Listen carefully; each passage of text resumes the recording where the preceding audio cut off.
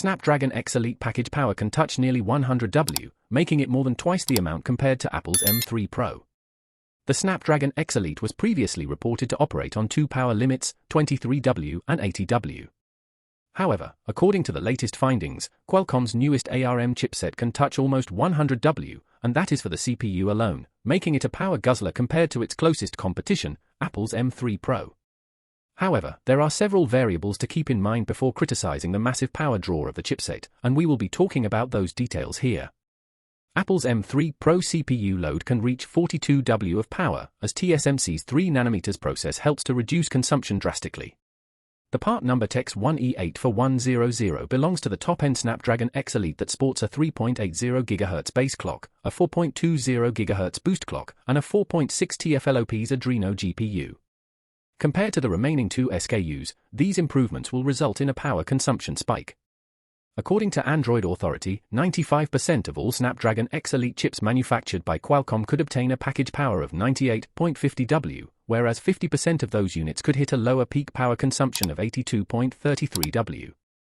As for the second version with the part number TX1E80100, its package power can reach 52.92W, while Qualcomm's 50% of Snapdragon X Elite units could peak at 43.40W.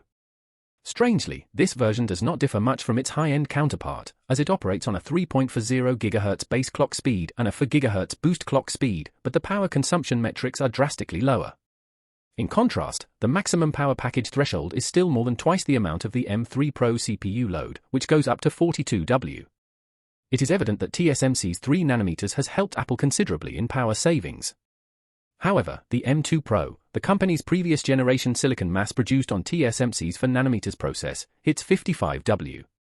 It is important to note that the Snapdragon X Elite is also fabricated using the aforementioned 4nm technology. Even Intel's Core Ultra 7155H uses around 80W. This massive power consumption disparity between the two Snapdragon X Elite versions with just a 400 MHz clock speed difference is because Qualcomm has aggressively overclocked its top-end version.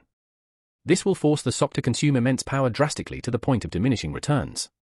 Also, the Snapdragon X Elite would barely keep that 98.50W power limit consistently running on several notebooks since the chipset would almost immediately throttle to reduce temperatures. In short, a more sensible approach for Qualcomm's partners would be to stick to the version with the part number TX1E80100. It might function at a lower frequency, but the performance difference will hardly be noticeable, and you will enjoy significantly lowered temperatures.